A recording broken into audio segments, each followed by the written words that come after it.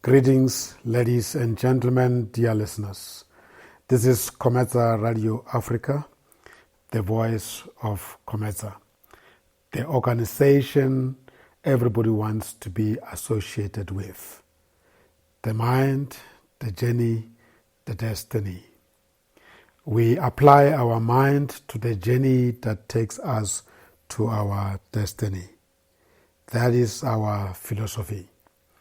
We inform and entertain. We develop and educate. We empower and support. We associate and network. That's the idea. We are a business and professional management services 24/7 internet streaming radio station. We broadcast 50% of music and 50% talk show. Our talk shows aim to affirm and support business professionals and entrepreneurs in their personal and professional journey of bringing difference to the world. Our objective is to use the African storytelling and LEKGOTLA conversation methodology in offering career coaching, education and learning guidance, continuous professional development, enterprise and entrepreneurship development, and connecting supply to demand. My name is Tsima. I am the CEO and Executive Business Coach at COMETSA GOC International. You can visit our website at www.cometa-goc.com and learn more about other business ventures that we are involved in. We also have a non-profit making organization that people can join. So should you want to apply for individual or corporate membership at COMETSA Friends and Supporters Club NPO, you may do so online at www.cometsaclub.africa, and under membership you follow all the steps to complete your application, and hopefully we can welcome you as either our individual or corporate member. You are welcome to send us email at callcenter@cometa-goc.com. I want to title my talk at this moment as Development Through Storytelling. The Africans are known to have shared information from generation to generation through storytelling. The common place at which they tell their stories is a fireplace.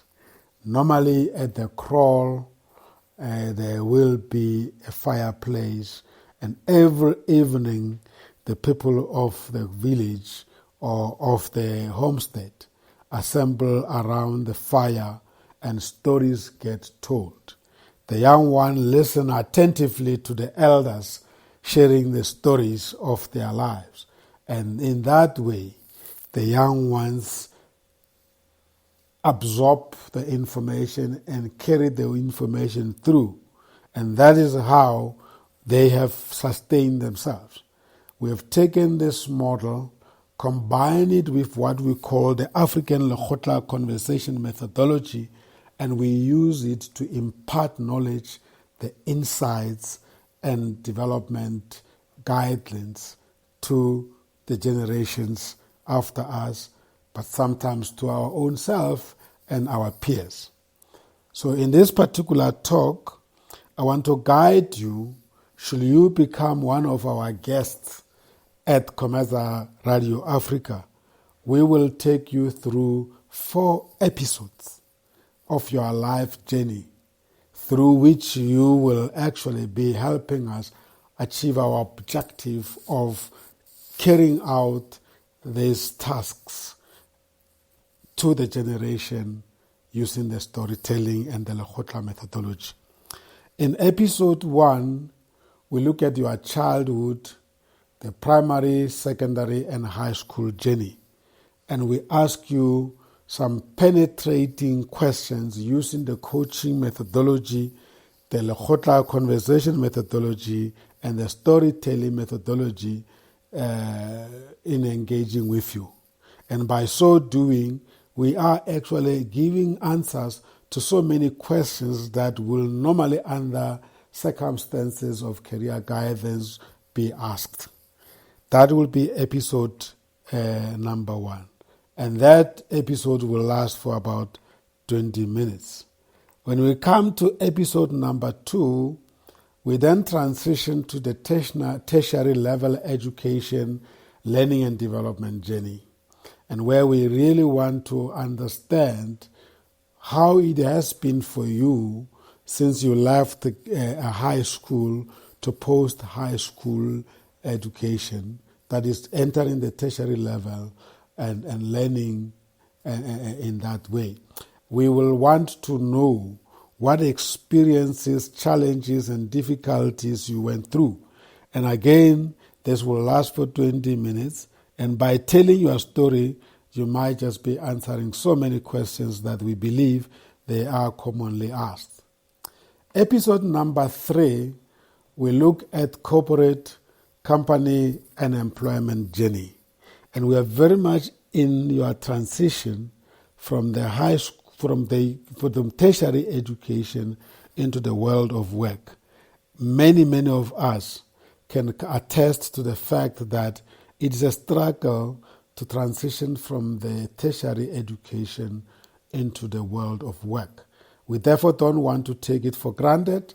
We believe very strongly that by engaging with you, we will then be able to really extract the insights from you that will be very helpful to other people out there, and they will be able to learn from you.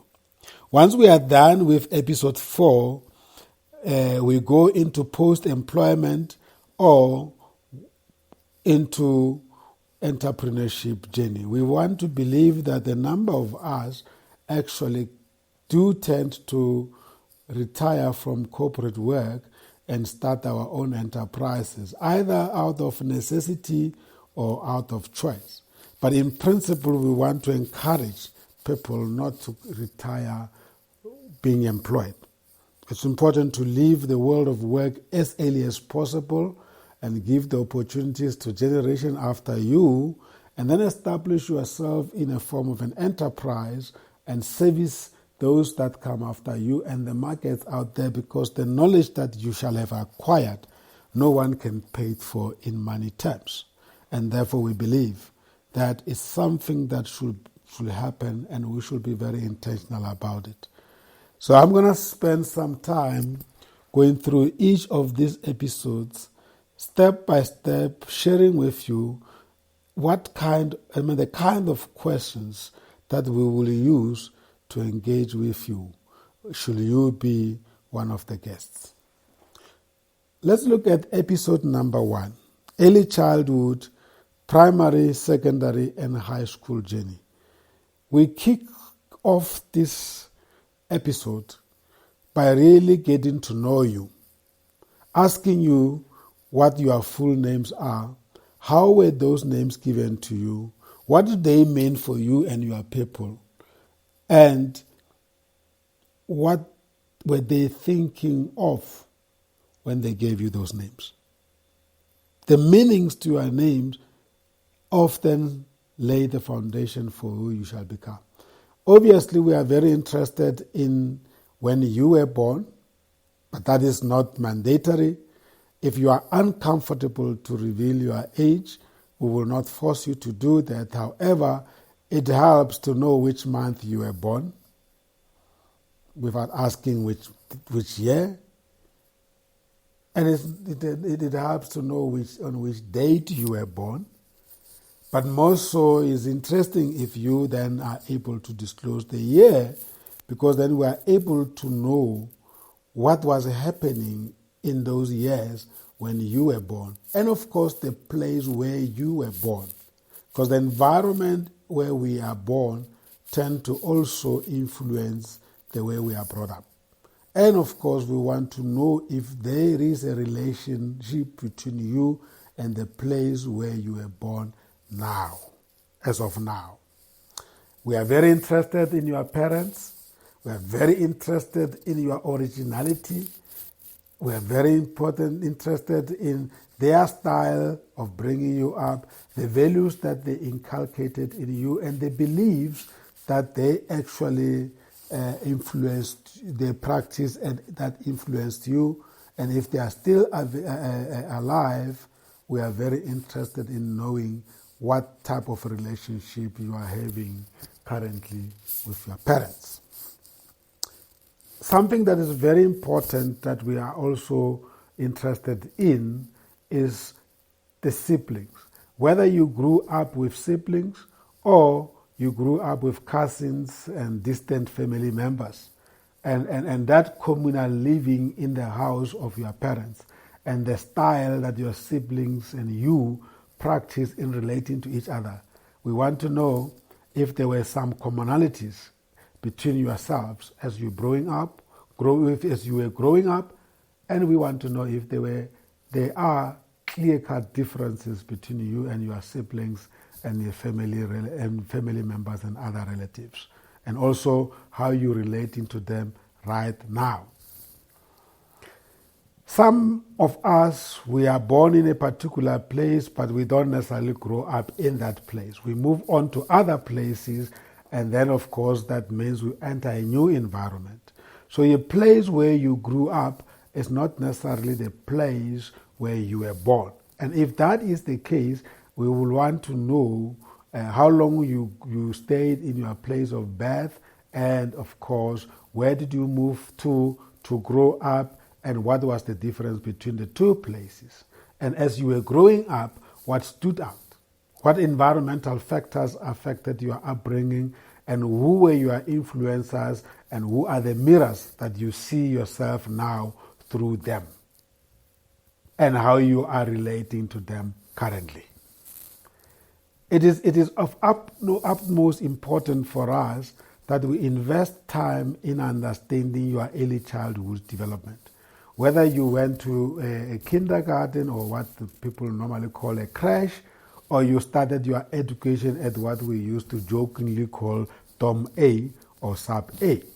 There's a huge difference there. Today's children go to kindergarten, they undergo early childhood development, which is a structured foundation laying type of development, which is really great. But many of us, we grew up in an unstructured way, and then the first time we saw a teacher was when we went to Sub A, and in many cases we take it for granted that that was smooth. It was not smooth, and that is normally the beginning of contradictions in terms of how you were brought up. So we are interested to know if your childhood was directed by a structured program or unstructured program, and how your behavior today can be based or can be as a result of how you kickstarted your growth.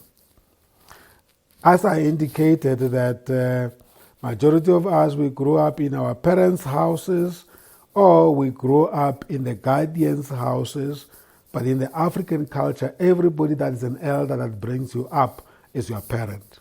So we are very keen to know whether you grew up in the parents' house or you grew up in the guardian's house, and how did they bring you up, and how were they related to your parents if they were the guardians, and how has that shaped and influenced who you are today and who you have actually progressively become. Something that is very critical and highly valued in the African tradition of bringing up people is giving them tasks as they grow, and using the process of performing those tasks to shape the characters and personalities. And hence we will often ask you, what kind of tasks and duties did you grow up doing? Were you doing those tasks because you were forced to, or you were voluntarily doing those tasks? And as you were doing those tasks, were you being affirmed? Did you get praise for doing them, or did you see them as punishment? And how you relate to tasks today is based on how you were actually inducted into doing tasks and duties as you were growing up in your parents' homestead or in your guardian's homestead.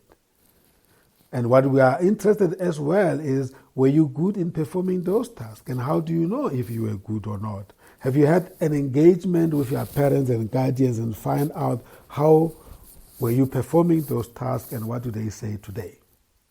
And also sometimes, if you were to rate yourself in a scale out of 10, 0 being worst and 10 being excellent, where do you think you can rate yourself and you think you belong to, and why?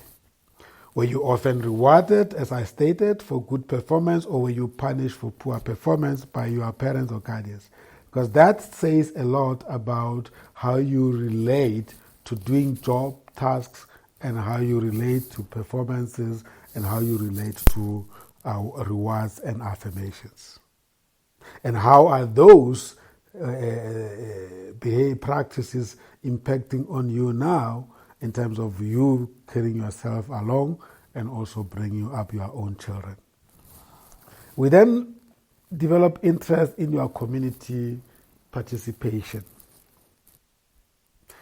Your participation in a village, township, or town public activities, either sport, extramural activities in general, and etc., it's very important. That is how you then got shaped by a bigger environment and how your family situation impact on those in community environment or the other way around. And how now are those showing up in your day-to-day life and the way you conduct yourself. We are very interested in knowing as to whether you belonging to a church or religion in general, or whether you practice African religion growing up, and whether at the moment you continue doing that or something has happened, and if in terms of change, and if that has happened, how did that go about and what was your experience? Very, very important. Cultural practice, as stated, shapes who you are, and in many cases you remain with those. And therefore we are very keen to know which ones have you kept and you're transferring them to your children. And then of course we are interested in knowing how they have shaped you so far. And then are you viewing those as a heritage and legacy for your family? That's also very of great interest to us. This might not sound very critical, but in my view, it's very, very important. We will want to know if you have friends, among your many friends, that are your childhood friends. And why have you been able to keep them up to so far? And if you haven't been able to keep them, why? So we will ask you to reflect on your childhood friends and the things you used to do together, and then as to whether you were more influencing them or they were more influencing you. And as I said, are you still in contact with them? And if yes, what are the things that bring you together? If not, why is it the case? We will ask you to share with us your primary school memories, because we believe that that tells a story.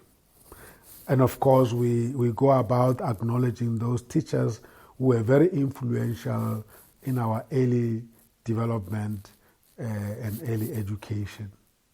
And some people grow up with caregivers in their houses. We would like to know if the caregivers are still in your life, and we want to know what role they played in bringing you up. It is not very much common in African families that you have caregivers. Normally the caregivers are your aunties and it could be your sisters, it could be your relatives Although in other race groups, you'll find that they have caregivers working for them, and therefore the children grow up very close to the caregivers more than their parents. So we are keen to explore on that. And of course, the high school memories, and that's where really teenage life starts. But this is really like a critical stage of our development. And normally, such memories stay long with us. And the teachers are always uppermost in our mind because they are playing a critical role in transitioning into the high schools, into the universities. And the way they bring us up during the high school days tend to show up even years to come. I often ask people to share with us on the subjects they took for matric and why those subjects, and which subject ended up being dictating to the line of studies at the university. So that will be episode 1, and I would like to hold it on here and just take a break and make sure that when we come back, we can then focus on the tertiary level education. As I've said, that when you are invited as the guest at COMETSA Radio Africa, we will start with this episode and then proceed with the other 3 episodes. So that was the content for episode 1. And as stated, my name is Tsima. I am the CEO and Executive Business Coach at COMETSA GOC International. Should you want to know more about our organization, you can visit our website at www.comesa-goc.com. I repeat, www.comesa-goc.com. We encourage you to consider becoming a member of COMETSA Friends and Supporters Club, NPO, and you can take individual membership, and if you're an organization, you can take corporate membership. The website that we encourage you to visit is www.cometsaclub.africa, and you are welcome to send us email at callcenter@comesa-goc.com, or you can send it at admin@comesa-development.com. We thank you for tuning in, and we are looking forward to welcoming you at our next broadcast. And we encourage you to look for similar broadcasts on episode number 2, where we look at the tertiary education level and further development level. Thank you, goodbye, and take care.